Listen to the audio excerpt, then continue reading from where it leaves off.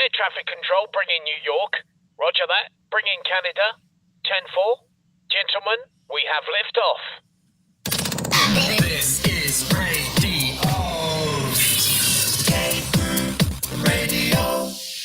Back again for number 10. Join Big B, DK, and Mike Jolitz for all the hot topics, weird news, and shenanigans. It's Cave Crew Radio, Season 10 at cavecrewradio.com. Well, good evening, ladies and gentlemen. DK here with you on the pre-show after another long, exhausting week with the ailing Big B. Hi there. We'll hear about that more on the epicenter. I don't know. What we've got a full show ahead for you, ladies and gentlemen. By the way, Twitter shits, talking FLA news, Choo Choo AI. All kinds of good stuff coming up. So share the show, tell a friend. But other than that, I don't know. Is President Trump, with only one vote, going to be the interim Speaker of the House? No. No, they have there is an interim speaker now. It's I forget what his name is. But I mean, when they were voting for McCarthy back in January, somebody, nominated Trump a couple of times. It's not going to go anywhere. It's looking like either Steve Scalise or Jim Jordan right now. And either one I'm okay with.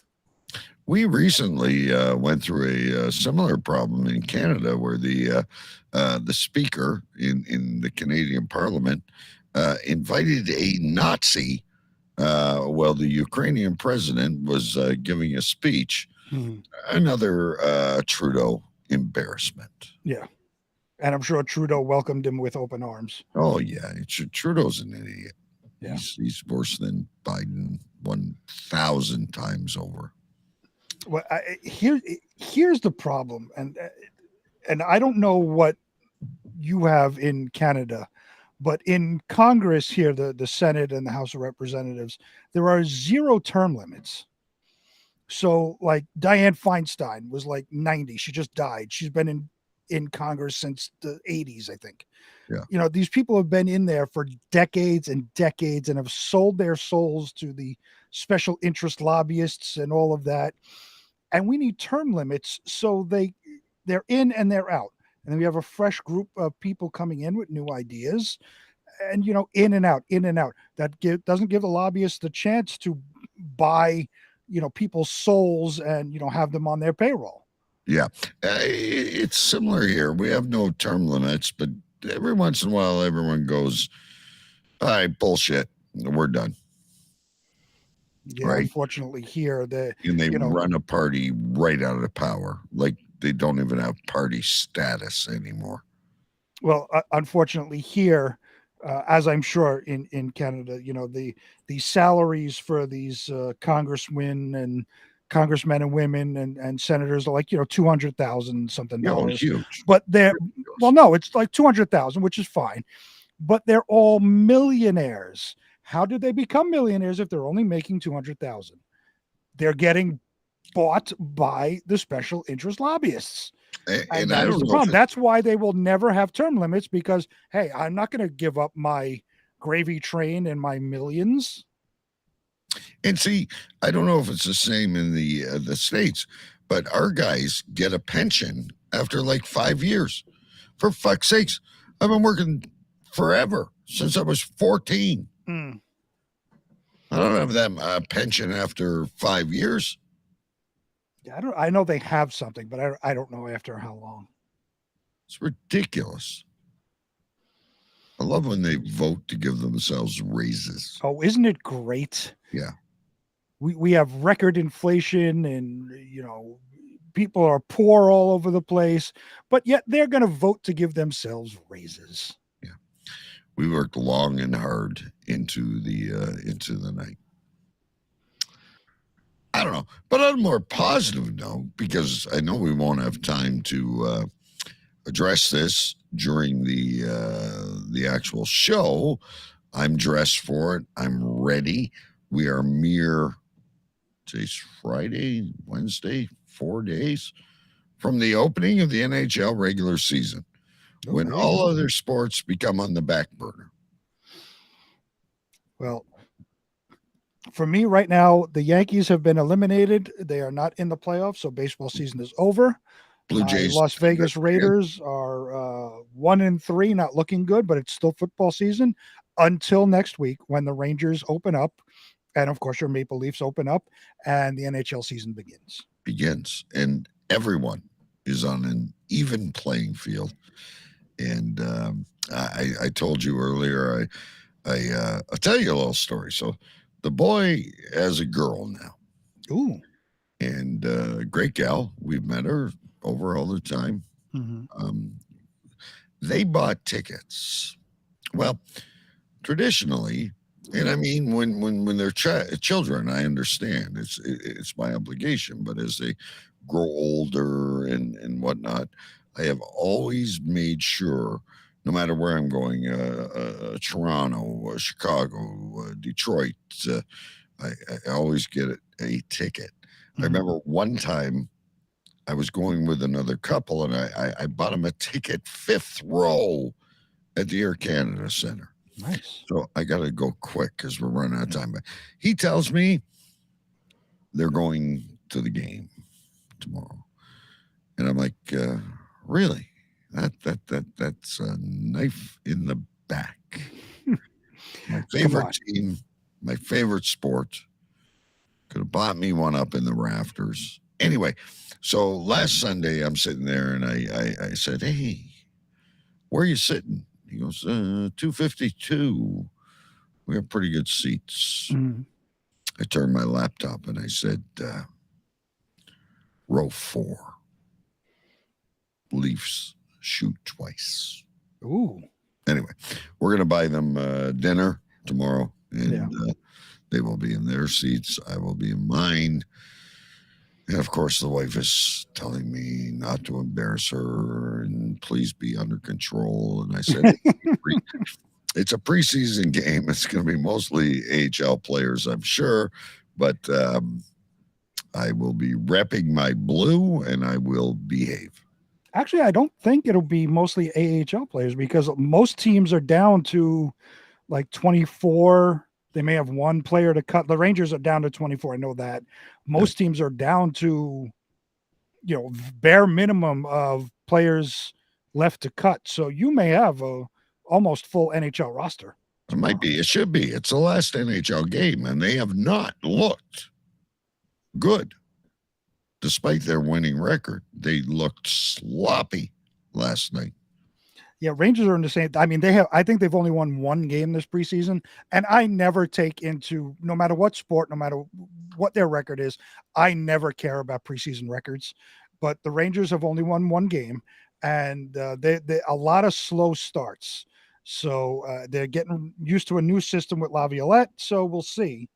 But now, I have one question. We have a minute to go. We can continue on with this, and we'll get into our regular big show, ladies and gentlemen. Big show. Hang on a minute. We have a kid who's 19. His name is Fraser Mitten. No one expected him to make the team.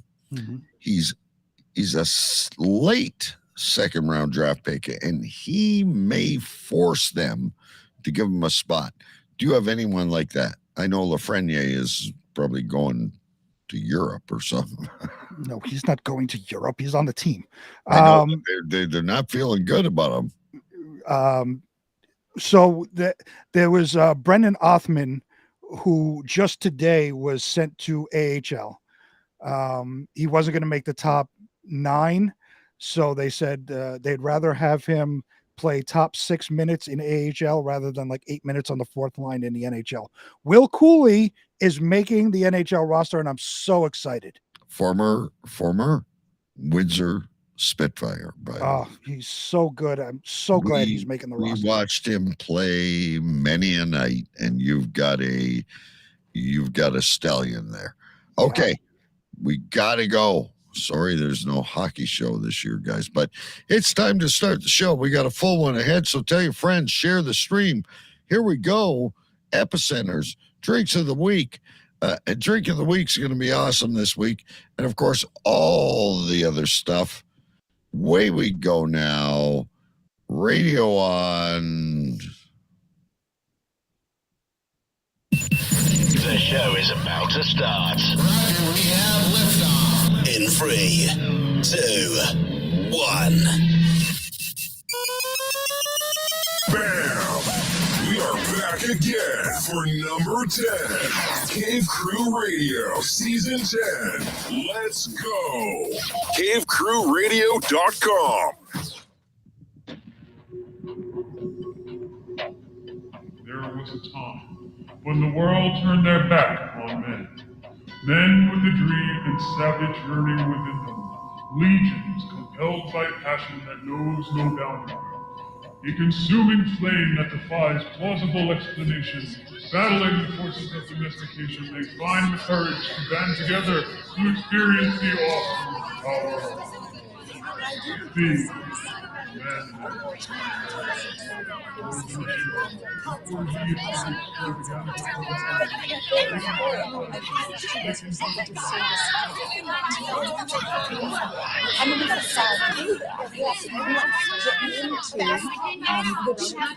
I say this with all due respect.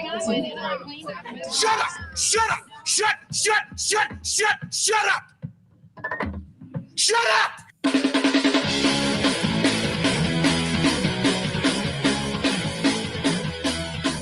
Tonight's broadcast of the masculine feminist has been commandeered by the secret society No Ma'am. Gotta go to a place like a shot and a beer, steak, man. Saying we can stop, get pancakes, and then we'll get laid, all right? Why do you drink ice cold beer on a hot day? Mr. Clevin, what else are you gonna do with it? To alcohol, the cause of and solution to all of life's problems. The Yankees are champions of baseball! It's a power goal!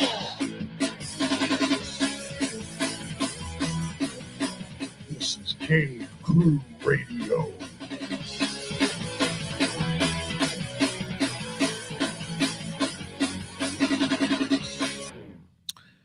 Yes, indeed, ladies and gentlemen. Cape Crew Radio is the name of the show. My name is DK. I am live in my cave in Windsor, Ontario, Canada. It is Canadian Thanksgiving. Squantos shall arrive in just a few days, but I got a long weekend, so I'm excited. I got my hockey gear on because I'm going to a hockey game tomorrow. But aside from that, the biggest part of every weekend is Cape Crew Radio, and we're glad you're here. We got a great show. We got Epicenters, Drink of the Week, Choo Choo Stew AI, Talking FLA, Twitter Shits, Mike reads the news. We got it all. I always wonder how we're going to jam it all in, but we sometimes manage or we push it off till the next week. But anyhow, we are live on Cape Crew Radio at CaveCrewRadio.com, Cape Crew Radio Facebook, Cape Crew Radio YouTube, Pulse Talk FM, syndicated all over the place. You can find it on our webpage. And of course, wherever podcasts can be found. Enough of my intro, blah, blah, blah. Let's bring in our co-hosts. Here we go. And now, he is the king of the sovereign county of Urian Stench and Stenchlandia, the commander-in-chief of the Water Gypsies, the self-proclaimed president of the United States, a university graduate, and always the epicenter of something. Ladies and gentlemen, His Royal Highness, Big B.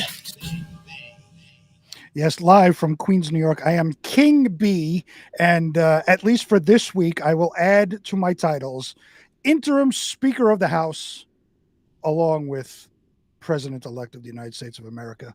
And as always, I am the epicenter of something. This week, I am the epicenter of all things of the inability to lift my left arm.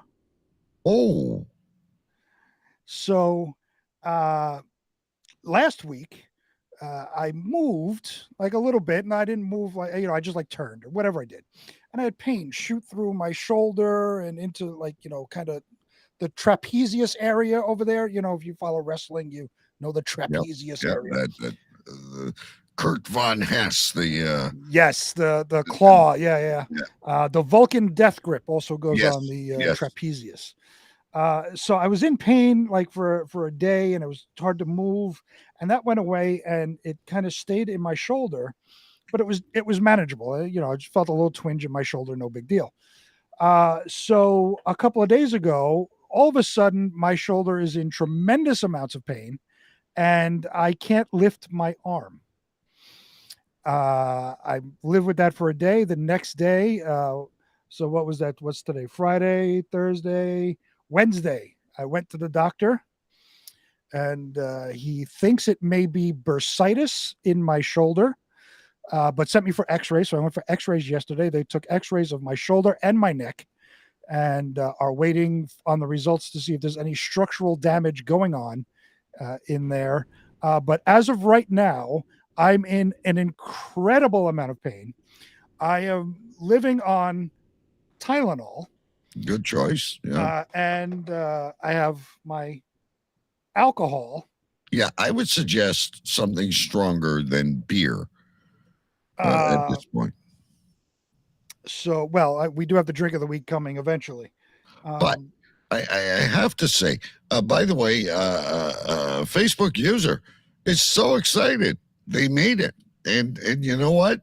There's no one more excited than us, Facebook user. Welcome to the show. Are we taking bets on who it is? Yeah, sure. I'm going to go. I made it. Cyan Green. Ooh, good choice. I'm going to go. Or short side, maybe. That's possible. I'm going to go with, before I look it up, I'm going to say Jason Scott. Oh, well, but he's usually here, so I don't know. So excited, whoever you are. It makes me. It excites me now. He's in pain. I'm dead tired, mentally exhausted. But since you are so excited to be here, who is Sherry? I don't know if you recall, but she used to come into the show all the time. Sherry Ferguson. Oh, Sherry, welcome back. Sherry used to come in. This is better than Masked Singer. And I remember her and Jason Scott. Remember, we always used to think they were on the couch together talking to each other via the chat message. So I haven't seen Sherry in the chat in forever. Welcome, Sherry. Yes, we are so thrilled. We love when old friends come back. All the segments tonight, even though they're repetitive, will be brand new to you. That's right. And I notice I'm still friends with her on Facebook. Me too. She's doing a lot of tattoo stuff. She's tattooing. Yes. She's like a tattooing maniac. I want her to tattoo CCR on my back. While she was doing her own tattoos on herself, I want her to tattoo CCR on herself. Oh my God. All right, there you go, Sherry. He wants you to tattoo CCR on yourself. Do you think, by the way, I always digress. You know me, I'm getting older by every year. We've been doing this a long time. Oh, look, here's Stu too. Oh my goodness, Stu's here, and Sherry says she has over 89 tattoos. So if you have 89, let's make CCR 90. Yeah, get a CCR. We love it. You would become famous. By the way, Stu, who we know as Choo Choo Stu, got some new ink today. He sent me. Oh, did he? Over a private message. Stu, you want to stay because Choo Choo AI is going to talk about his catastrophic bicycle accident. Oh my goodness! And I don't know if his story is the same as yours, but yeah, Sherry Ferguson, great friend of the show. She remembers Stu. I think The last time she was on, the real Stu was on the show. She's missed a lot. Yeah. Stu is no longer with us. Sherry, just so you know, Stu hates us. He wants nothing to do with us. And he is just here in the chat to cause trouble, is what he's doing. Yes. And you're gonna hate the latest Choo Choo Stu AI, but you leave us, we got no choice. All I do is type things in, and the computer, the AI makes it up. Anyway, where were we? Because I think, I don't know, like we have this new segment of the year. I think guess Facebook user, even though we've just been doing it. Oh my God.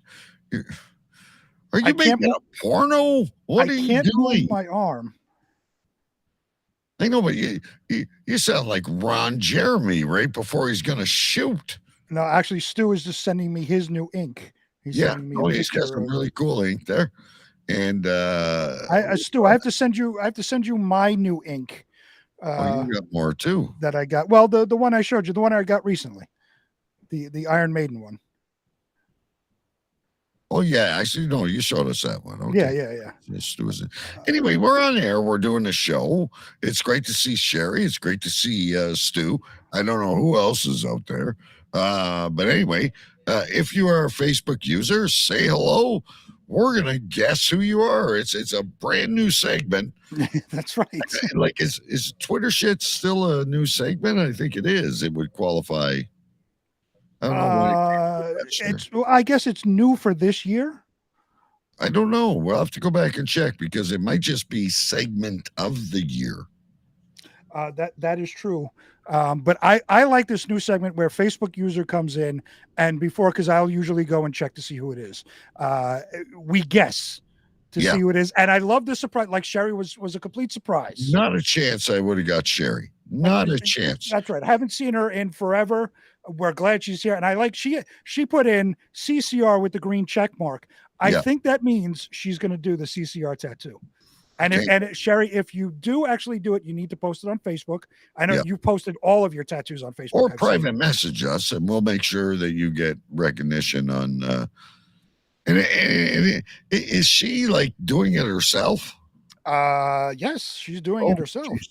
And she's got some good stuff going on over there.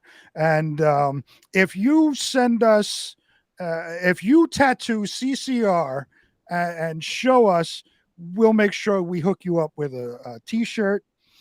And you just have to send us your address, obviously, so we can ship it to you. And we also have, by the way, not trying to pimp stuff, but if you want one, because it's almost the end of the year, the new CCR Season 10 shirt with, of course, Mike Jolitz featured on the cover. Oh, that's right. Yeah. But she might want to go old school with a Stu shirt. It's whatever you want. We've got, I think, 20 shirts available now. It's like crazy. Anyway, no drink yet, right? No, not yet. I'm waiting. I told her that she has to tell this story. Oh, yeah. Which is why I have the other set of headphones. I can't wait. It is. I don't know. Well, speaking of which. Oh, are we here? We are here. Okay. Hang on, ladies and gentlemen. It's time. Mrs. B presents the drink of the week. Yeah, this is a great segment. Let's see if it works. No, I don't want to be the guy in the corner. Let's see if there we go. Sometimes it works, sometimes it doesn't. Ladies and gentlemen, a popular segment, if you're new around here, is Mrs. B's Drink of the Week. And once we get the drink, I have some questions. Yes. So she's got her headphones on. First drink of the week. This is called a red velvet cupcake. Ooh. And it's what is it? Vodka. Vodka. Bailey's, red velvet Bailey's. Vanilla liqueur. Cream. And a little bit of vanilla syrup. So I had this before. It doesn't taste like a red velvet cupcake. What it does taste like, I know it looks like Pepto-Bismol, but what it does taste like is strawberry quick an alcoholic version of Strawberry Quick. And Yeah, I now I'm a remember big that. fan of Strawberry Quick, so I'm a bigger fan of alcohol, so they both go well together.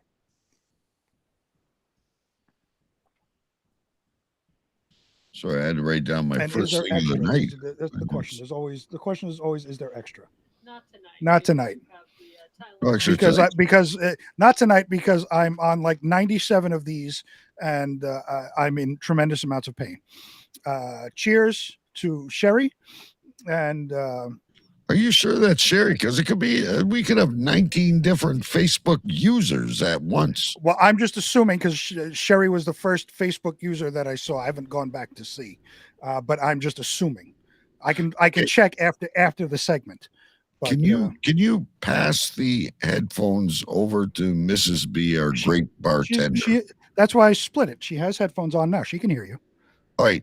A post from 2 days ago that couldn't be more Cave Crew Radio than anything we're going to do tonight. Quote, Mrs. B, half naked yelling guy taking a piss in the middle of this train car. How I love working and commuting in this great city. What happened, Mrs. B? Oh, it was a joy. So the train that I Get take closer to the mic. Get closer to the mic. I'm getting the train I take to go into Manhattan. We are one stop from the end of the line. So generally there's a lot of room when people get on, they sit down, and we get on our way. And as we get maybe one or two stops on, we notice that there's a little bit of commotion down at the other end of the train car. And it was a shirtless, portly, European, portly. Yes, he looked like he was about 8 months pregnant, topless, with moobs, very, very sweaty moobs, and his pants partially undone.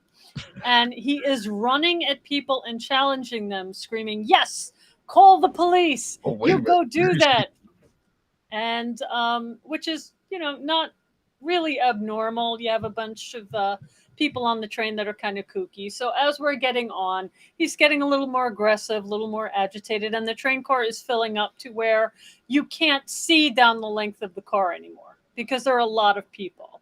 So we get into Manhattan to one of the major transfer points, to West 4th Street.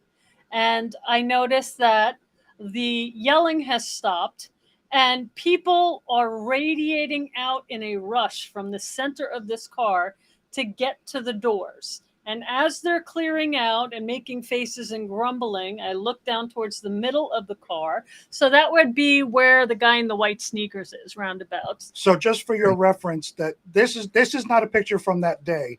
This is a picture of a random picture of what the inside of a New York City subway car looks like. So as she's telling the story, you can reference the different positions of the subway car. Right. So these people are just radiating away from the center, huge hurry. And as the train car is clearing out, you can see that from the center of the car moving down towards where we were standing is a giant stream of piss. This guy has his pants nearly down. It's sagging. He's not yelling anymore. He's very content with himself. He's relieving himself. He needs a took little a leak in the middle of a subway car during rush hour. Wonderful, wonderful stuff. So just about everybody got off. I think there were 2 people that were oblivious that were still wearing their headphones, but everybody's getting off the train. And when you're in New York, you're in a bubble and nobody listens to what they're saying to, anyone else. So the folks who were getting off that car with me, they're trying to warn the people that are getting on the car, don't go on this train car. There's piss all over the floor. But nobody listens. So they all rush in, they see the piss, they kind of run back out, and it causes the in and out of the door jam, it train delays. It was a fun morning. Just excitement. Every day. You never know what you're gonna get when you get on the train in the morning. I see why Mrs. B spends so much time doing crafts. She's probably getting ready for Halloween. Yes. And this is why I do the show. I don't know about Big B, but it's my chance to get away from the real world, but kind of make fun of it at the same time. That is better than any story we have tonight, Big B. I Oh. guarantee you. Good times. I'm sure it is, and that's just that's a normal day in the life here in the city. There's one thing now. Now, as she said, people don't pay attention to anything, and one of the biggest things in the New York City subway system is the homeless people living on the cars.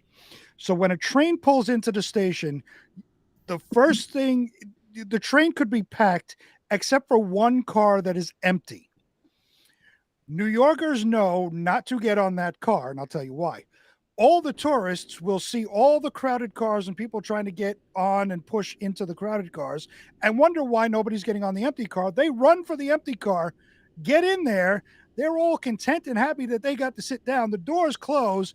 Then suddenly the stench of the homeless man hits them. They are stuck in the car. He starts pissing everywhere. They are stuck in the car with homeless stench, and you can see it. Like if all the rest of the cars are crowded and you can't make it on, you wait for the next train, and as it passes, you just see their faces like tense up, like they smelt something like human waste. Yeah, and that's what they're smelling. They're smelling human waste from the homeless people on the train. This is like a zombie. Now, I feel bad because I believe Choo Choo Stu just came in to say hi, and now he's left us because you've heard the stories before. They have like the vomit crew. They ring a siren. Right. If there was piss anywhere, the whole line would be shut down. You would think that they would have put it out of service. No, that's the complete opposite of what happens here in New York. Like Mrs. B just said, you would think they would put the train out of service. They don't. They just let it sit there until the end of the run, whenever the shift ends, and then the train will eventually be cleaned at some point later on in the day. But people just have to walk over the piss, and you'll see. Like when I was commuting into the city, I'd go down, like you'd walk down into the train station, and suddenly that waft of dry piss smell just slaps you in the face, especially on a hot, humid summer day when you're underground in no air conditioning and hot piss just hits you in the face. It is fucking disgusting. And of course, nobody does anything about it because we live in a shitty liberal blue city. So they let it just happen. Kentucky. Nothing like a red state, let me tell you. I can't wait to get out of this fucking city. You won't have to trip over piles of human shit. Yeah, anywhere we go except for California, we wouldn't have to walk over piles of human shit. So, all right, listen, thank you, Mrs. B. I'm sorry, but as I scroll through my Facebook, that one caught me, and I was like, we gotta do this. He was obsessed. He said, you have to be the epicenter of this. I said, I wasn't there. I have no story. Mrs. B, when she brings the drink, she has to tell us. All right. Were he not so aggressive, I would have tried to sneak the video. Because I always stand at the very end of the car because I don't want to get caught in the middle of people milling in and out. But he was very aggressive. So sadly, I did not get a chance. We don't want any harm to come to you, and we appreciate your investigative reporting. But we need more of our listeners to, when they're out there, to identify these stories and send them to us, because we report them every week, but we don't live in these various places. That's right. Maybe you do. That's right. No. Especially the people in Florida. Yeah. Yeah, Florida, but I mean, we have the regular news in Europe and wherever you are. Mm-hmm. Anyway, gracias, Mrs. B, for both the drink and the story. Now, ladies and gentlemen, is a segment that we were talking about. I don't think it's going to be nominated for new segment of the year. We got to go back and check. But definitely could be segment of the year, because I'll tell you, I'll vote for it. It's my favorite one. This is called Twitter Shits. And one of the partners on the show, Mike Jolitz, does it. And you'll see what happens next once you hear it. Ladies and gentlemen, Mike Jolitz. Now, it's time for another edition of Twitter Shits with Mike Jolitz.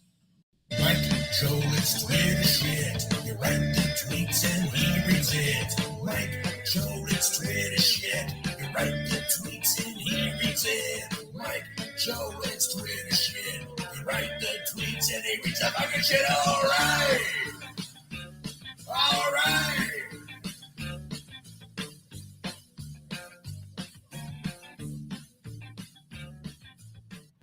Hello, everyone, and welcome to the Twitter Shit.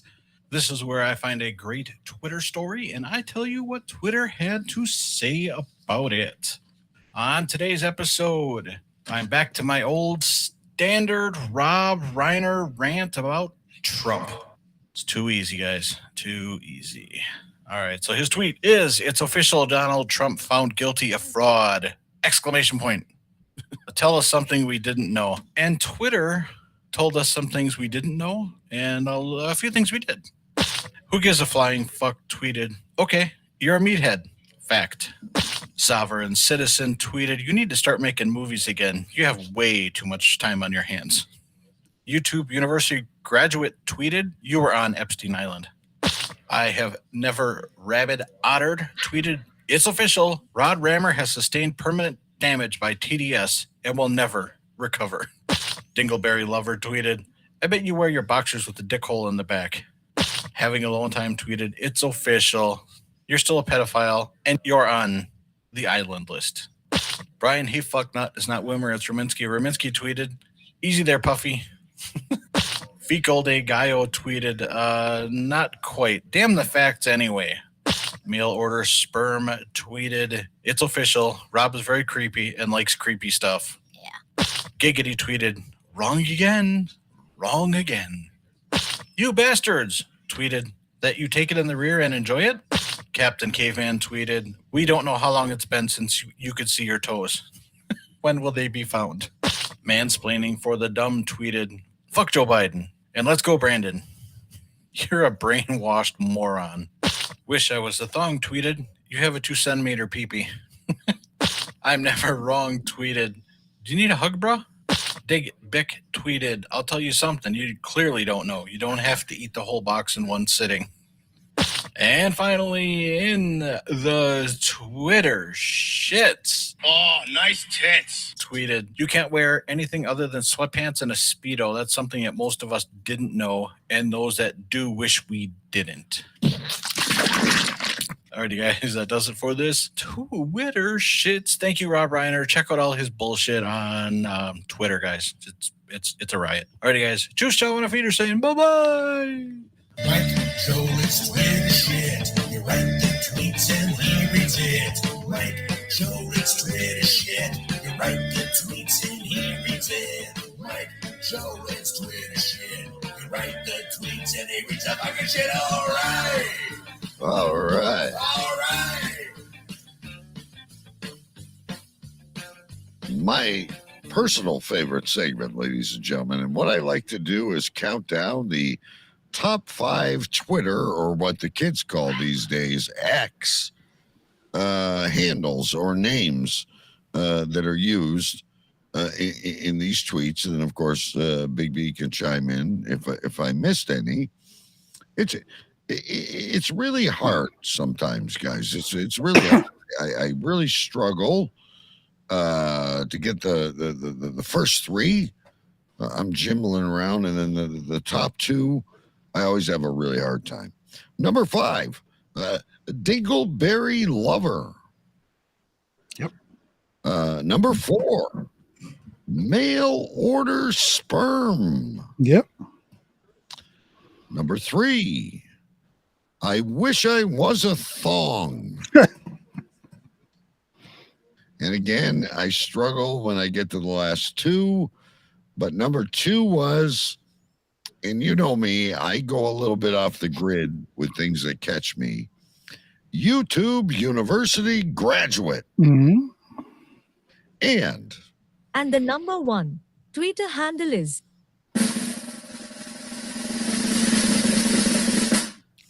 not a chance. This one wins hands down. Fecal Gaydio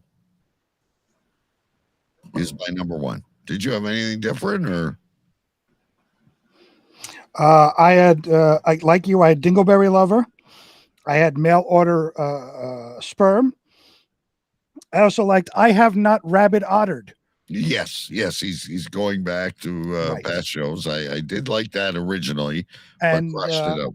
I liked it. Was very simple, and it's from I forget the cartoon with Stewie and all of that. Captain Caveman. No, No. with Stewie and Brian the dog and all that, whatever. Giggity. I liked Giggity. Yeah, see, you and I go to sometimes polar opposites. Another one I scratched out that I really liked, Sovereign Citizen. I hate Sovereign Citizen. No, me too. But I mean, they're catchy. Yes, it was Twitter shits. That's the one. It's my favorite. Well, this is the first time Sherry has heard Twitter shits. Every week, if you go back and listen to past shows, and I pick my favorite, and Big B can pick his. And at the end of the year, we are now doing, Sherry, a year-end awards. Mm-hmm. And we quite often, last year, Choo Choo Stew was made a honorary lifetime member. That's right. Yeah. So speaking of Choo Choo Stew, we told you, Sherry, that he is no longer around, and not just talking to Sherry, talking to everyone else. But we do have a character that has replaced him. And I'll get you to mute right now, Big B. Our friend Choo Choo Stew was involved in a second catastrophic bicycle accident. And because he's not here to tell us about it anymore, and he was such an important part of the show, we have turned to the world of AI. Yes, may we be Satan, may we be evil, we don't know, but it's our only choice. Ladies and gentlemen, it's been a few weeks, a brand new edition of Choo Choo Stew AI. Day I am Choo Choo Stew. AI Stew was riding his bicycle in London, England when he was unexpectedly thrown from it in a catastrophic accident. He was left with severe injuries that not only made it difficult for him to carry out his mundane work duties, but also meant he would have to miss an unexpected amount of work. However, when asked what happened, Stew had a different reply. He confided that he had deliberately hurt himself so that he wouldn't be forced to go to his job and provide financially for his family.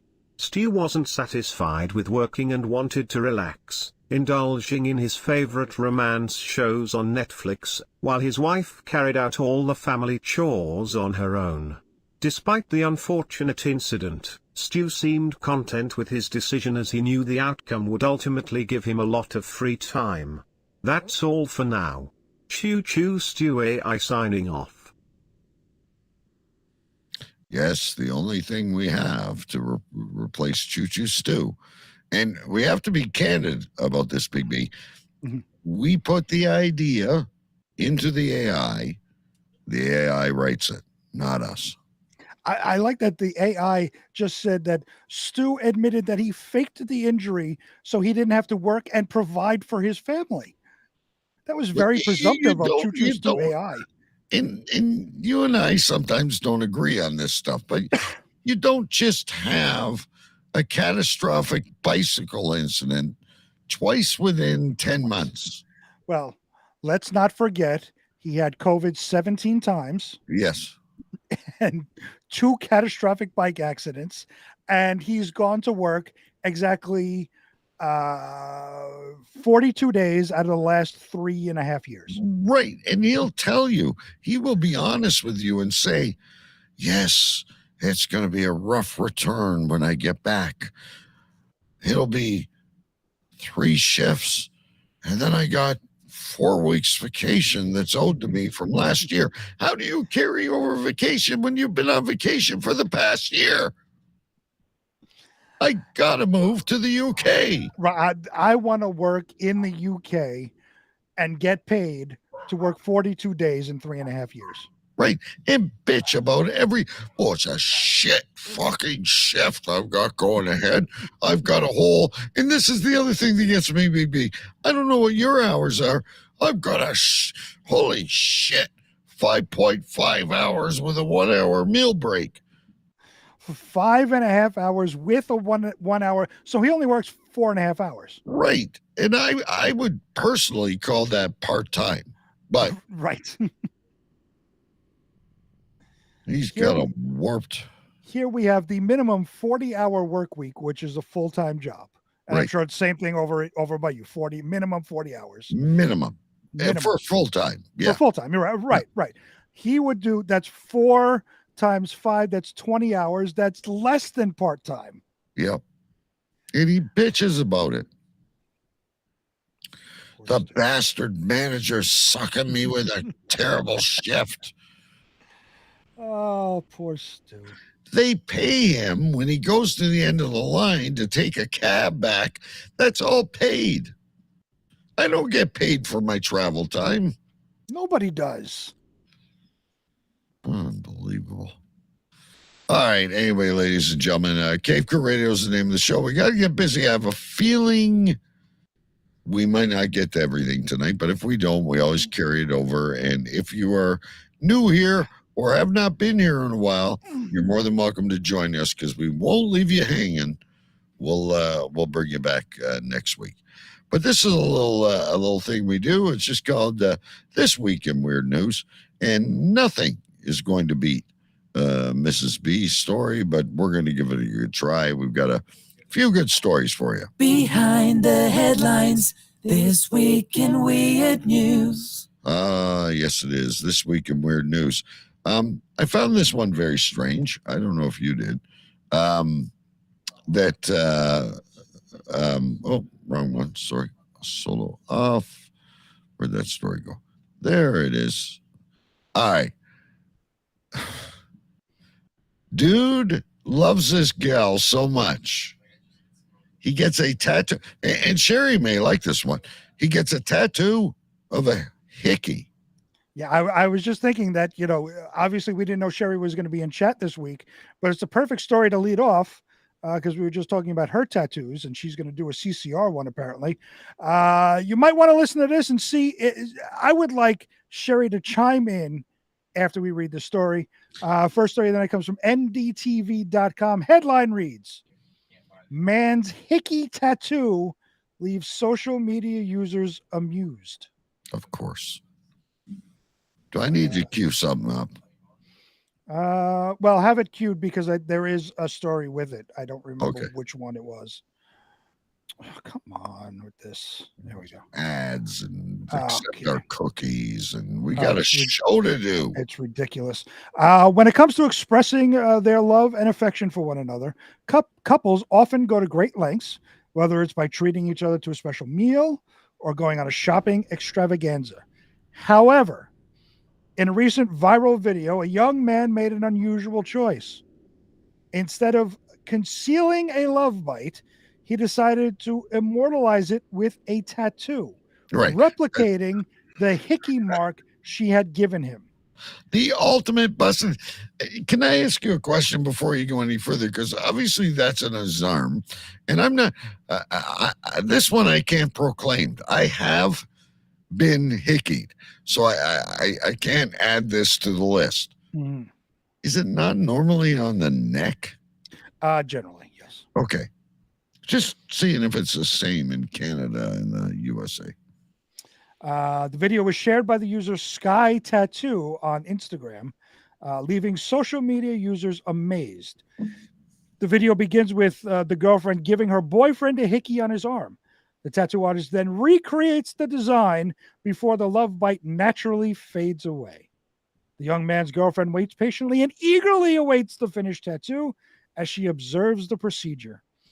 The bite mark the word Peru and the date 16.9.23, which for those of us here in the U.S. is September 16th, which is thought to be the day the pair started dating. Oh, okay. So they just started dating like 10 seconds before this happened. Sealed it with a hickey. sealed it with a hickey. Now, if you I wonder if they're fans of the Twilight series. Like, this is just so weird looking at that picture. And I'm weird, ladies and gentlemen. Like I said, I cannot proclaim I have not hickied. I have hickied before, but then they were telling me I might get a blood clot and shit. And I'm like, get your fucking lips off my neck. There's something down there for you. Now, how many views do we get on our videos approximately?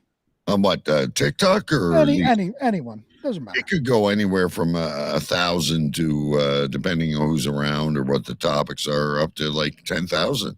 Okay. This video posted by Sky Tattoo on Instagram went viral, amassing over 1 million views. 1 million. I'm telling you, you and I should paint eyes on our bare asses and hold our microphones backwards and do the show as two talking pairs of buttocks. And we will be famous. That's right. CaveCrewButts.com. Yeah, the Buttock Brothers. Despite its popularity, social media users had a range of reactions to this unique idea, with some expressing astonishment at the creation, while others shared their humorous takes on it. Since being posted, the video has amassed over 1 million views and 5, I don't know what Laka likes are. LAKH. I have no fucking idea what that is. The video has received a variety of responses from online users, with some expressing amazement and whatnot. I still don't like the tattoo, though. Like, I mean, I like yours, I like Stu's, I like Sherry's, but like, if you're gonna put your love down forever, get an artisan to make a little magic out of that hickey. Get a pair of lips or something. Can you do me a favor? Can you put that picture full screen? Of course. Yeah, here we go. Okay, now all the way as I'm looking at it, all the way to the right, which is the tattoo that says Peru 16.9. You know when they find a dead body, and they make bite mark impressions to try to identify them. Yeah. That's what that looks like. That looks like dead body bite mark impressions. I'm sorry, I would not sport that. I mean, I put like a pair of lips and, you know, Isbia 1998 or whatever it was. Like, I have no problem. I've been with my wife forever. We're still together now. But I wouldn't do that. It looks like an intravenous glory hole. And Sherry asks, she says, use a symbol.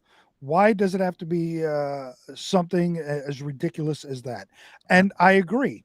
Now, what I also like, the date, September 16th, 2023. We are on October 6th. So this is literally like 2 weeks ago. They just started dating. Right. And this moron does this. Right. Listen, I knew a dude, okay, because the one thing I was warned, we've all been around the belt, and like I said, I've been with my wife forever, and we're happy and we're married, and I probably should have a tattoo of her somewhere, but I don't. But I remember my one buddy, and he had this girlfriend's name on his forearm. Mm-hmm. He's now been with another girl for a very long time, but he ended up having to do one of those things where you, either got it colored in or, put mom, put your kid's name. Right. Aside from that, no, I'm sorry. Yeah, it doesn't make sense. Nothing less. I shouldn't say that because I'm madly in love, and I know you are as well. But I mean, at that tempting point when you're in a acid trip or a drunken rage on a first date, odds are against you that name permanently marked on you. And then, of course, the next girl, what are you going to explain? What's that? Right. I already told you it's a target mark for when I need it intravenous. It's an intravenous glory hole. It looks like teeth. It's a bite impression. Yeah. That's It's not exactly a what it hickey. is. You've all had hickeys before. If I have done it, I'm the most vanilla of all of us. So if I say I have hickeyed, so have the rest of you. They suck on you and draw blood out. And That's you exactly walk what a around hickey is. proudly. Well, you wear a turtleneck when you're at a family dinner, but when you're in high school, you got like your shirt ripped down, and you're walking around going, "Yeah, I got lucky. Right. I hit first base on a foul ball." You know, I agree 100%. This is completely and utterly stupid. yeah. It's stupid of the week. Stupid of the week for sure. And Sherry thinks this is going to eventually be a cover up. I agree with you. And by the way, if you're listening, Peru 91623, a lot of number symbols the past couple of weeks. You should reach out to Sherry. Here is another dating story. Mm-hmm.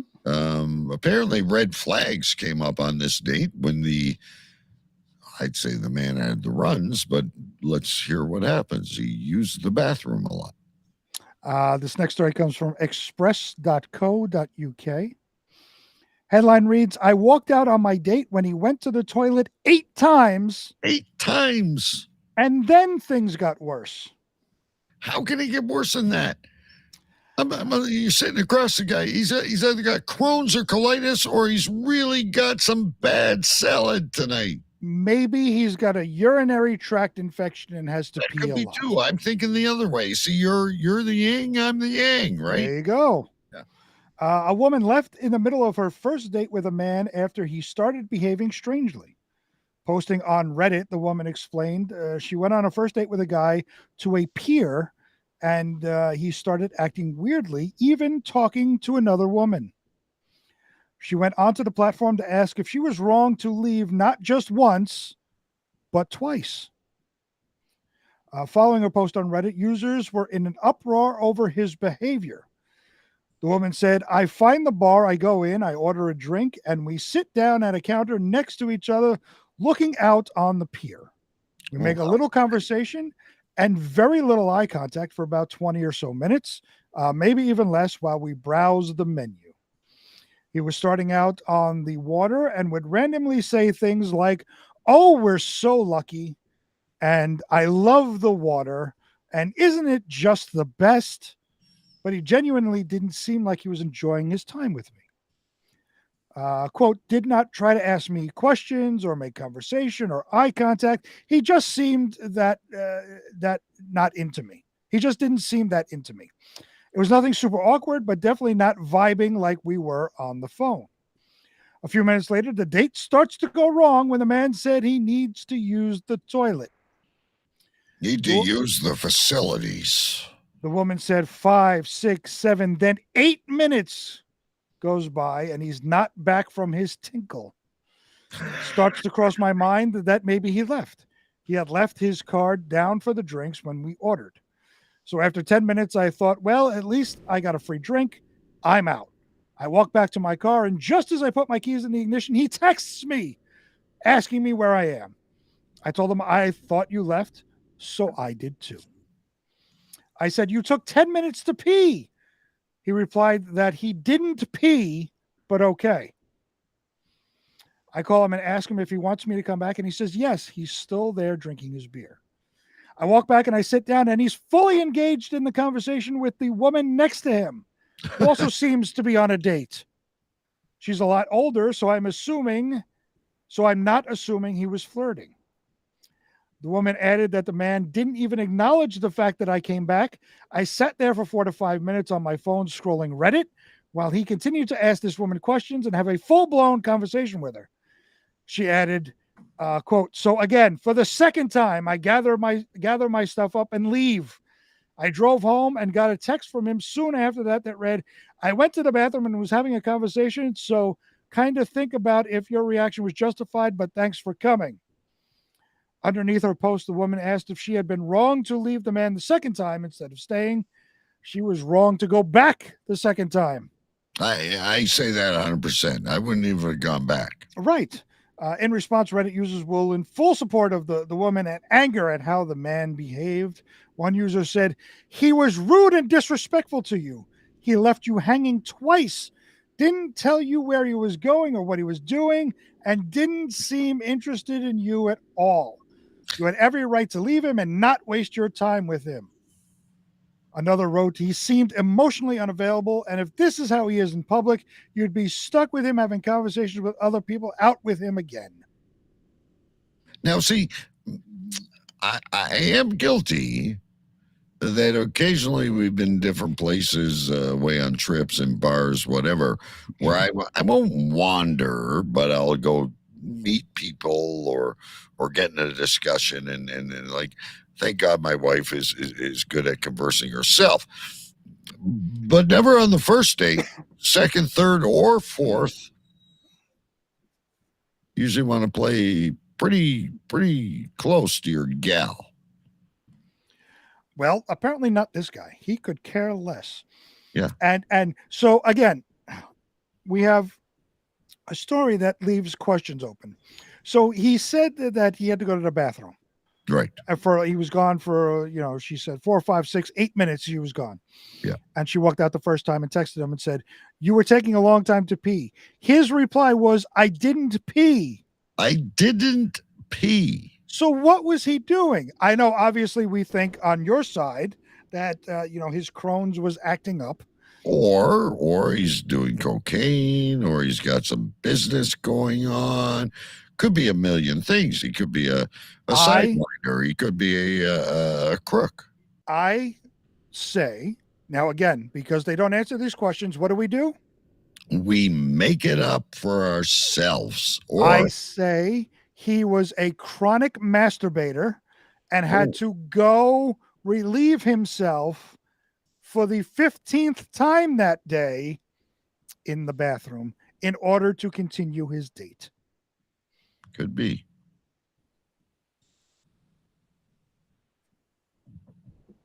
Could be. I love these little owls. It's almost like you have my fucking arm. It's almost like you have a stray kitten in the I have back. my arm resting on the desk, but then when I grab my beer with my right hand, and if I move the wrong way, my shoulder moves and it hurts. Right. Like I literally can't lift my arm. Continue to use the good arm. Your microphone is in place. Have a sip of beer. I'm going to talk for a minute, and then you'll get the next story open. Ladies and gentlemen, we all love kids' games. We all love them. I'm sure one you remember is rock, paper, scissors. But apparently, ladies and gentlemen, rock, paper, scissors, I don't want to say it has a dark side, but it has a history. Mm-hmm. Tonight, we are going to hear about it. That's right. This next story comes from the Weird But True section of the New York Post. The headline reads, this beloved family game originated as sexual foreplay in brothels. I love it. Me and the wife are going to do it tonight. What are the results? I can't wait. Rock, paper, scissors, sex. Whether duking it out over who gets to ride the slide first on the playground or who gets the last slice of pizza on date night, the time-honored hand game of chance has always come in handy when making some of everyday life's most difficult decisions. Yes, I agree. We've all played it, ladies and gentlemen. You can't deny this. We've all played it. Heck, and some of us cheat and add the dynamite.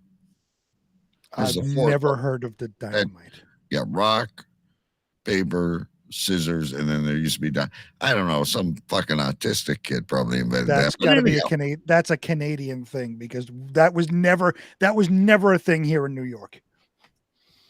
Heck, it has even helped bikini clad bombshells wiggle out of legal binds with the police and served as the sport of choice in friendly wagers totaling more than $500,000. Yes. However, the seemingly innocent battle of the brains between a pair of competitors, which typically sees each challenger flash either a closed fist as a rock, a flat hand as paper, or their index and middle fingers as scissors in a best of 2 out of 3 match, is said to have begun as a form of foreplay in sex houses. A form of foreplay. You heard it first, ladies and gentlemen. There is no way you heard this anywhere else. If nothing else, you learn something new every week on this show. Rock, paper, scissors, Spock. I don't know that, but I don't know that either. That's got to be a Star Trek thing. yes. Anyway, foreplay, rock, paper, scissors. Who would have thought? Can you please tell me what each one means? I don't know, but you need to have something ready. Okay, hang on one And second. I will cue you when to do it. All right. So rock, paper, scissors started as a sex game, which Ireland-based historian and podcaster Katie Charlwood revealed to her shocked... It's happened where? On TikTok. Yes. That's right. He revealed it to her shocked TikTok audience of more than 354,000. Technically, it originally started as a Sanskumuni Ken, which was a Chinese drinking game.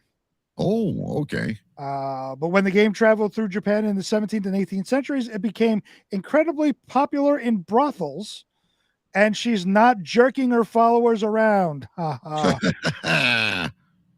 In the 1998 book, The Culture of Japan as Seen Through Its Leisure, Leisure, as we like to say. Yes. That's right, by noted educators Sepp Leinhardt and Sabine Frustuck, which Charlwood cites as one of her sources in the viral video, first revealed that rock, paper, scissors, known as Jankapon or Janken in Japan, has an NSFW roots in Asian culture, not safe for work.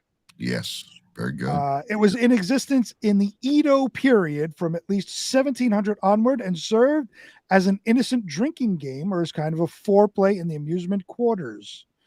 The writers reported, adding that the game eventually gained popularity outside of the brothels as adults began playing it around the house with their kids. I have questions there because it's a brothel sex thing, and then suddenly adults were playing it with their kids. It's obviously duels as a daycare. It played an enormous role in the leisure life of Japanese adults and the world of children's play for at least 250 years, but it underwent a very significant change when it turned from exotic to ordinary. Even more erotically eye-popping, Charlwood also exposed the shocking significance of scissors in the face-off during its dirty dawning, suggesting that the hand gesture had more to do with the cutting away of clothes rather than a steamy sexual position. One variation of the game had players remove an item of clothing every time they lost a round, effectively making it strip, rock, paper, scissors. Now, when you play this tonight, that is what you need to do. You need to have strip, rock, paper, scissors. Her revelations left longtime fans of the goofy gamble startled but not speechless. I'll never tell my kids to sort out their problems with a game of rock, paper, scissors again without thinking of this. All my life, I thought it was an innocent way to settle a disagreement. This is amazing, said one surprised spectator who prompted Charlwood to respond. The age-old skull of humans to create a game and then find a way to make it naughty. Yeah, exactly. Find a way to demolish our innocence. What the hell just happened here? Hello? Give me much more. There we go. No, that was it. That was it. Ow, motherfucker. Fuck. Shit. Bastard.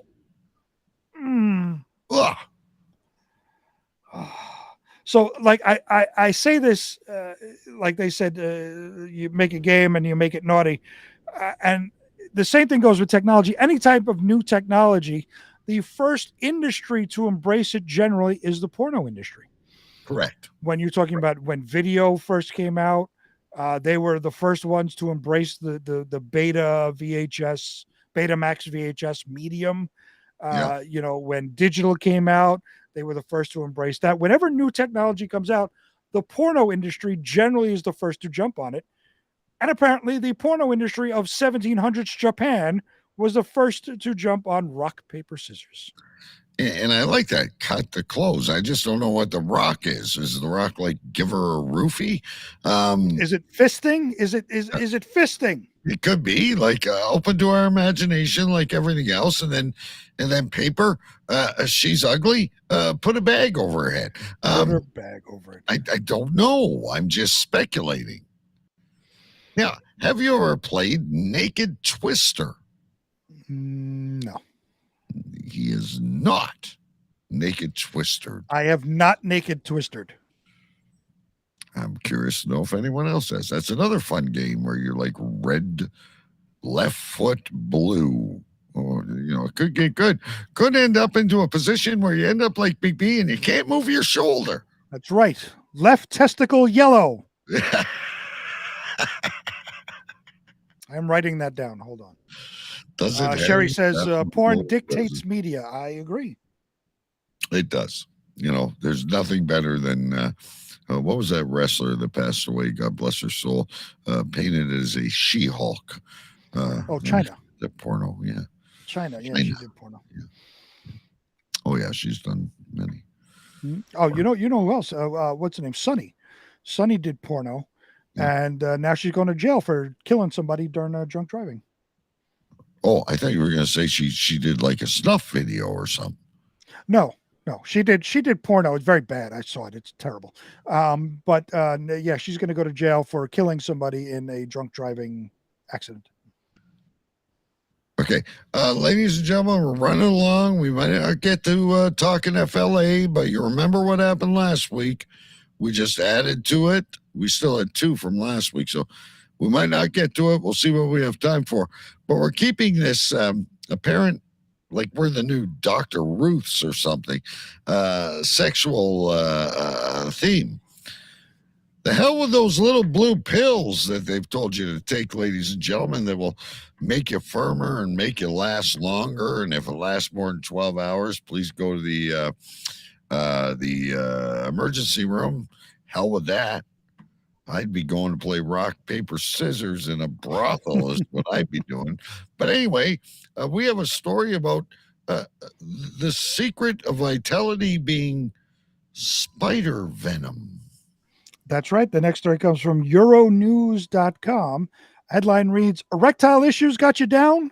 Scientists say a banana spider bite could be all it takes. Just put a spider on your nuts.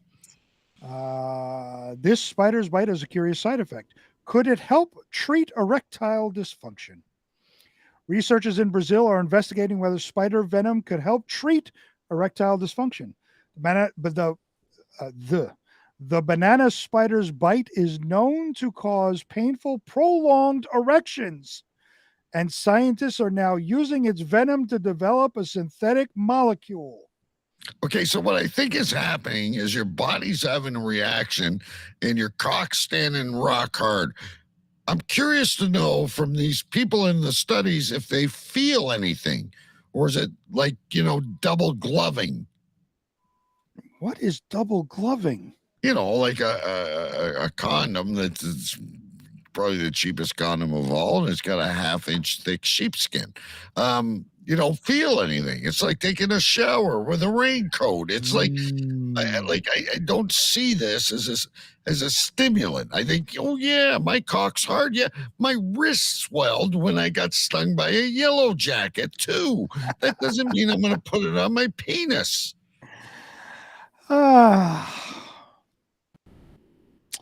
Brazilian researchers began studying the curious side effect 3 decades ago. But why? According to Marcia Helena Borges, researcher at Fund. They saw that patients who came into the clinic and had been bitten by this spider presented a characteristic symptom, which was priapism, which is a painful and prolonged erection. A hard-on, ladies and gentlemen. That's right. Who signs up for this? Now, you will no longer have high blood pressure. We just need to have this rattlesnake bite your ankle. Now, keep in mind, if you ever get bitten by a banana spider, you have choice. You can go to the clinic or hospital, or you can go to a rub and tug joint and get it taken care of. Well, the hell, I'd take the second. I might not get the anti-venom in time, but sure as hell, I'm hard as a fucking rock, and I'm going to bang the shit out of that pig. That's right. Yes. The molecule triggers the release of nitric oxide, a chemical essential for erections, as it increases blood circulation and allows blood vessels to widen. Well, you might ask, what is a banana spider? It's covered in thick brown hair. I had that written down as my next question. Well, it's covered in thick brown hair and with a maximum size of up to 15 centimeters. This arachnid is one of the most venomous in the world. It is found in several South American countries and was nicknamed for its common presence in banana plantations. It's also called the wandering spider or the armed spider. In the southeastern Brazil state of Minas Gerais, it is found in rural areas as well as urban centers. Why is this? I know you're catching your breath. So here's what I'm feeling right now. I'm down in Rio de Janeiro, and someone got into my luggage and took my Cialis or my Viagra away from me. And I'm with the, Mrs. Bum Bum. They have the Mrs. Bum Bum contest all the time. We reported it in Brazil. And I'm like, okay, but I can do this, but I got to put on a show. Hang on a minute. There's banana trees off the balcony. I'm going to grab a banana spider, place it on my scrotum so I can have the time of my life. I might not live through it, but I'm going to have a great time. There's a high AIDS epidemic in Brazil, and now we know why. Maybe the venom kills the HIV molecules or something. Well, I was going to say now we know why, because they're all getting stung on their dicks with the venom with the spider, and they're fucking each other. Right, ladies and gentlemen, if you're having a hard time with your partner, grab a rabid skunk and have it bite your ass. Let's see if it works. There's nothing like ass skunk. At the Ezekiel Dias Foundation, a medical research center in the state's capital, Belo Horizonte, a biologist delicately grabs one of the spiders with a pair of tweezers and stimulates its fangs. He's stimulating the spider, ladies and gentlemen, to get a few drops of the venom. Spider. Now, tantalizing the spider's fangs before he places it on the scrotum of the innocent victim. The spider's getting a free rub and tug of his own. Yeah, he's really excited. He's thinking he's going to bite you and eat you for fucking dinner. Maria Elena, who is a professor at UFMG, the Federal University of Minas Gerais, says the research could be especially important for men who have had their prostate removed. Does that... Okay, so I'm uneducated, ladies and gentlemen. I pretend to be smart, but I'm really not. So if you have your prostate removed, you are no longer capable of having intercourse. Well, there's a lot of hormones in the prostate that kind of go into the scrotum and all of this. And yeah, there's Viagra. You can buy it online, ladies and gentlemen. You don't need banana spiders. Who in God's name wants to take a synthetic pill when you can have natural spider venom injected directly into your testicles and have your penis grow 6 sizes too big, like the fucking Grinch's heart when he became good. It grew and grew and grew. That's what happens when a spider bites your balls. Oh my God, this is like the Jack and the Beanstalk of sensuality. Oh, Lord. There is great resistance among men to undergo radical prostate surgery, for example, in the case of cancer, because this leads to erectile dysfunction. And in this case, as the peptides are active in men who have had their prostate removed, they can further enable early cancer treatment. Erectile dysfunction affects tens of millions of men around the world. Let's see. They are right now doing clinical trials of this. And the first phase of clinical trials was approved by Brazil's Anvisa regulatory agency. The medication is now moved into the second of 3 phases before being approved for sale. Excuse me. Not only has Sherry Ferguson showed up tonight, I have no idea who the other listeners are because they haven't identified themselves. The man with the chair. I thought he fucking disappeared off the face of the earth. Scotty and Chair, ladies. This is an historic show. So many friends coming back to see us. We have. Are you still in that room, Scotty? Answer in chat while Big B continues.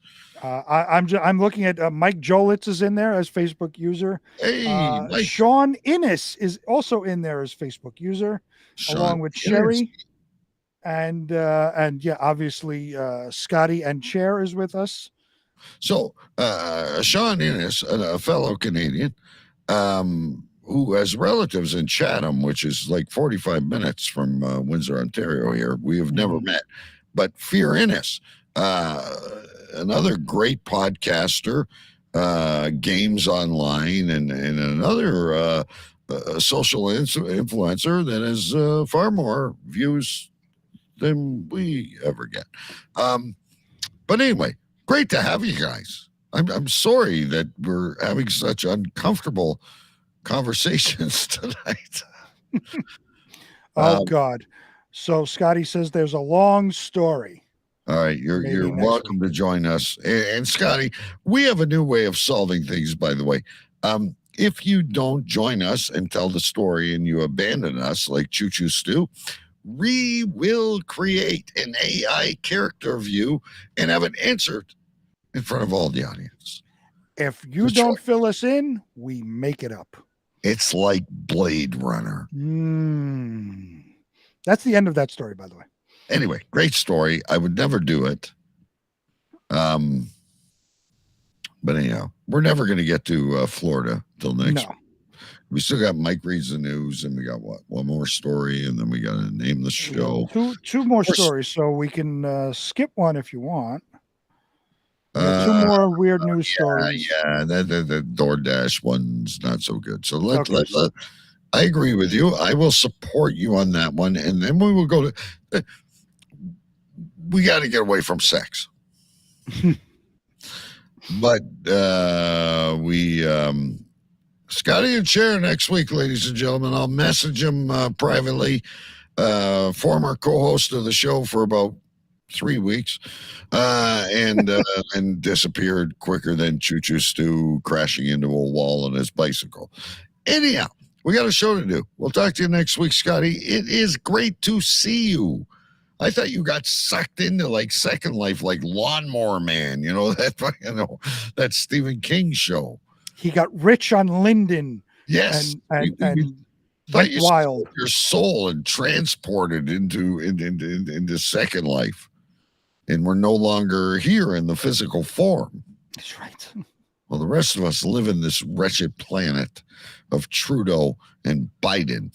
But anyway, we got another story here. Look at this guy's beautiful face. I like what you named this when you sent it over to me. It was like the train, planes, and automobiles. Ladies and gentlemen, this is probably the most creative villain we have had on the show in quite some time. And Big B, is going to tell us. That's right. So if you remember the movie Planes, Trains, and Automobiles, in order to get home, Steve Martin and John Candy had to figure out a way to get home because they're playing because of weather and all that. So they literally took planes, trains, and automobiles to get home. In this case, it's kind of similar. This comes from the AP News. Headline reads, robbery suspect who eluded capture in a vehicle, on a bike, and a sailboat has been arrested. This guy's in our Hall of Fame. A Vermont armed robbery suspect who police say eluded capture in the past week in a vehicle, on a stolen bike, on foot, and in a stolen sailboat was arrested Thursday after he was spotted in a kayak. I was just gonna ask that. I could have sworn there was a kayak involved in this. There is a kayak. Eric Edson, who is 52 years old, was wanted on accusations of a robbery of a store in Burlington on August 24th, impeding and assaulting two police officers, and the theft of a sailboat and vehicles. Because of the unusualness of Mr. Edson's various modes of flight, from cars to bikes to paddleboards to sailboats to tractors, it's easy to lose sight of the fact that Mr. Edson is a dangerous person. Right. This quote coming from the Burlington Police Chief, John Murad. On August 30th, Burlington police responded to a man passed out in a running vehicle that matched the description of one used in a robbery a week before. So he wasn't passed out. He was laying possum. That's right.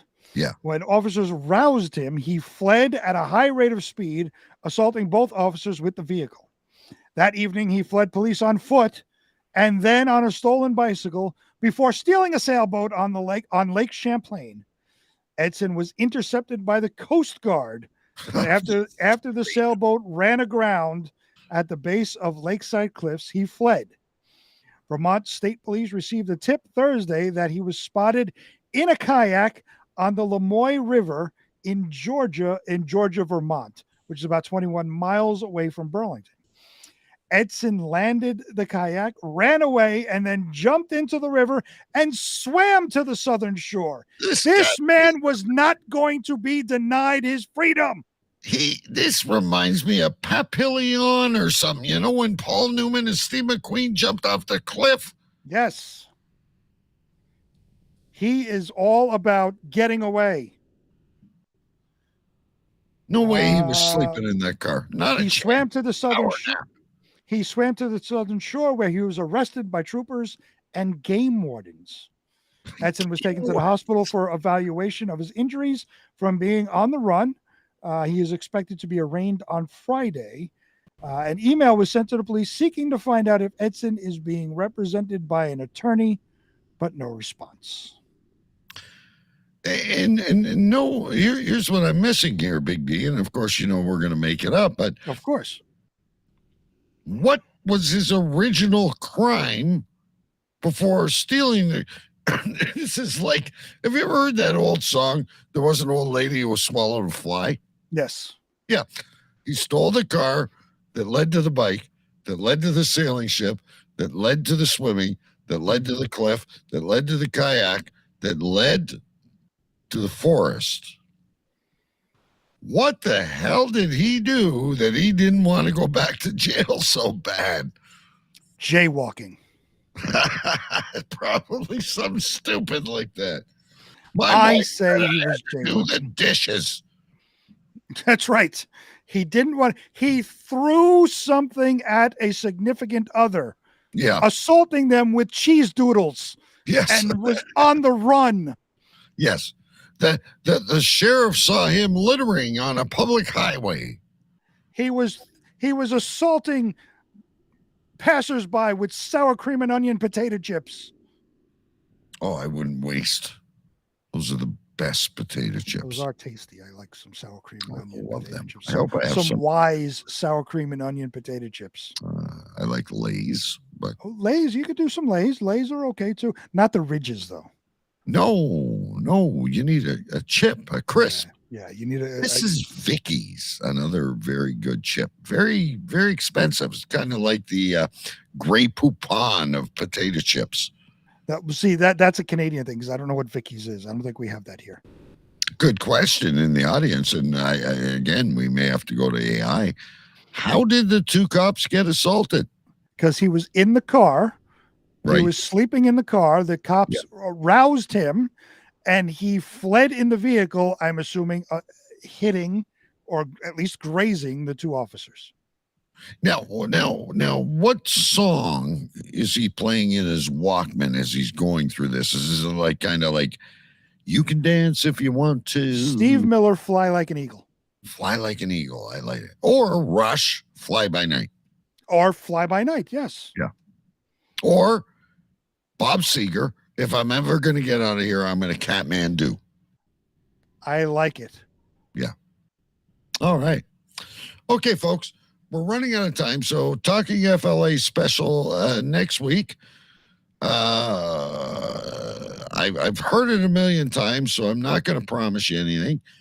Possible exclusive interview with Scotty and his chair, but I won't believe it until he actually is lying down on his mattress talking to us.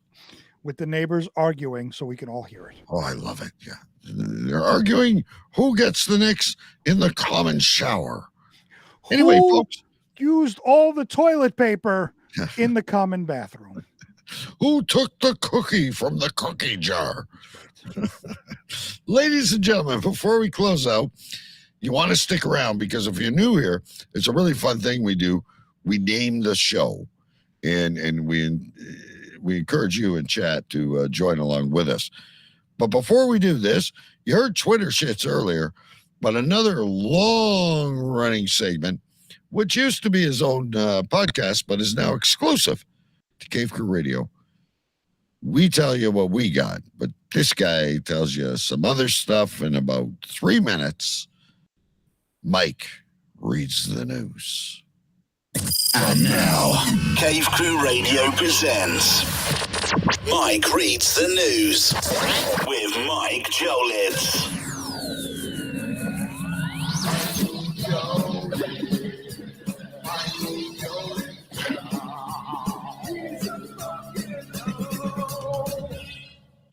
Hello, everyone, and welcome to Mike Reads the News. How are you doing, DK? And hello to you, Sir Big B. Today is October the 6th, and it is now time for Mike Reads the News. The Diamondbacks advanced in the Major League Baseball playoffs. They beat the Brewers. Philadelphia also moved on past the wild card.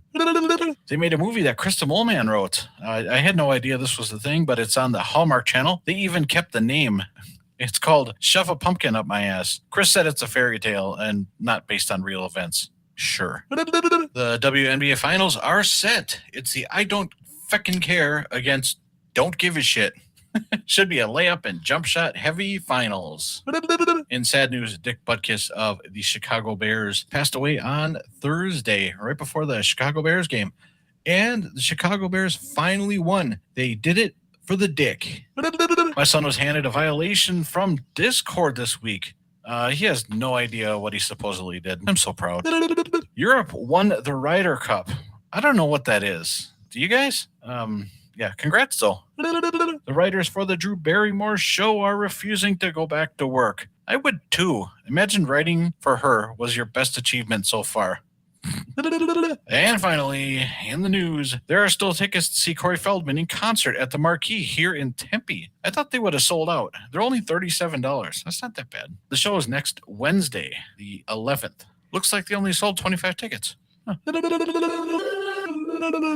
Alrighty, guys, that's it for the news. It is now time for some tidbits. They're not headlines.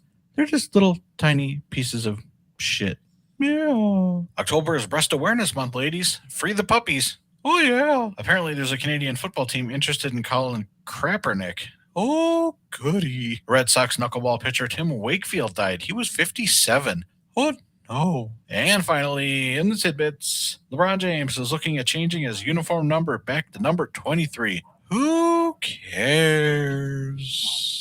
All right, you guys. That does it for the news. That does it for the tidbits. Hope you guys had a great show. I'll be back next week. Choose Chow on a Feeder saying later. Bye-bye.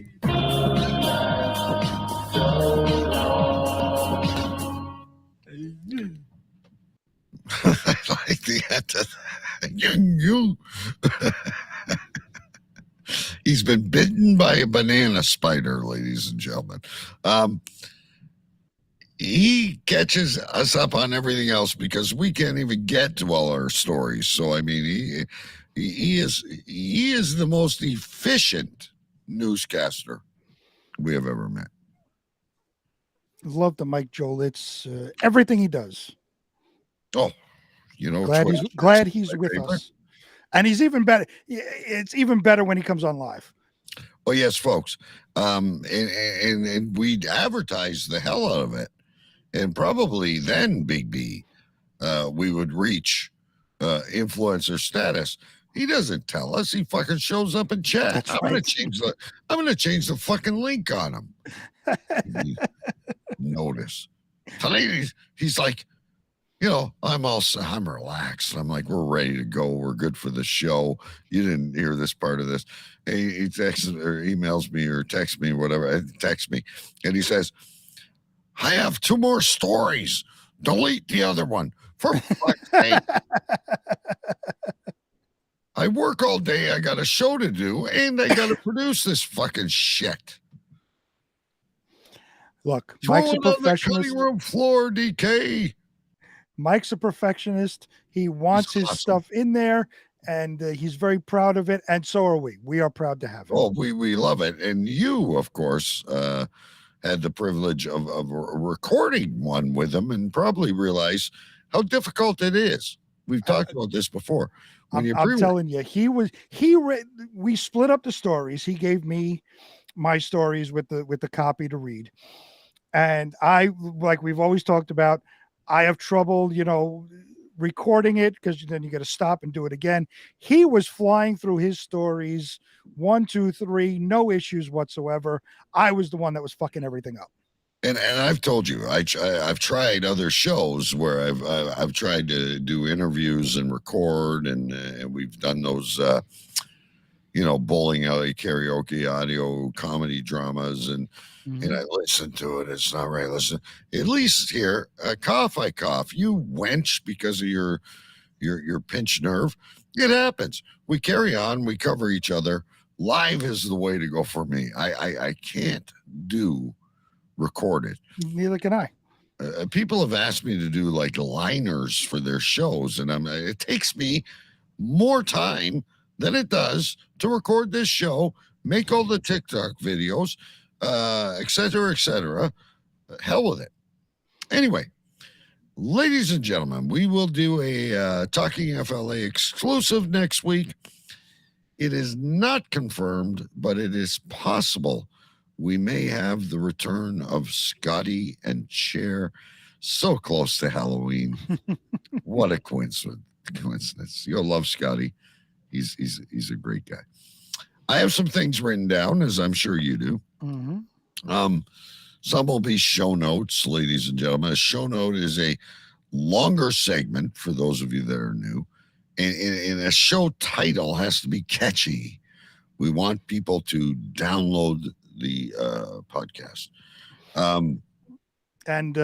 Before you throw out yours, anybody in chat, if you have a name that you think could be a good show name, post it in chat. Post it in chat. We'll get it noted, and we'll kind of vote on it in the end. Show note. A strip, rock, paper, scissors. Yeah. You accused the gentleman of doing this, and I wrote down a chronic masturbator. That's what I believe he went to the bathroom for. He also said to his date, I didn't pee. Mike Jolitz, and I love Dick Buckus. Don't take this the wrong way, but on his news, I like this as well. They did it for the dick. Did it for the dick. I think Chicago's first win in 20 games. I'm not sure. again, this story must have been really, really popular. He is not back from his tinkle. You love that story. Well, there's so many classic lines there. But it comes down to two for me. Comes down to two. Mm-hmm. And it all originates from Drink of the Week and our special guest, ladies and gentlemen, which when I saw the post on Facebook, I knew we had to speak about it. Mm-hmm. And Big B told me, I wasn't there. I don't know what happened. So we had Mrs. B on. And this is tough. So my runner-up is a giant stream of piss. Got it. But what really catch me, and it's so like off the thing, shirtless and portly. Shirtless and portly. I loved it. I wrote that down like 90 minutes ago, and I still have it as my number one. That is catchy. I could see that as being a show name. So you know where we're going now, folks. Some of you have played this game before, so feel free to throw them out there. We're not going to, chastise you or anything. We welcome it. I think Big B has 5. 4. I also guess how many Big B has. All right, fire away. First one, we had said this for rock, paper, scissors, a form of foreplay. Oh, I like that. Form of foreplay. You came up with this, and I had to ask you what it meant. Double gloving.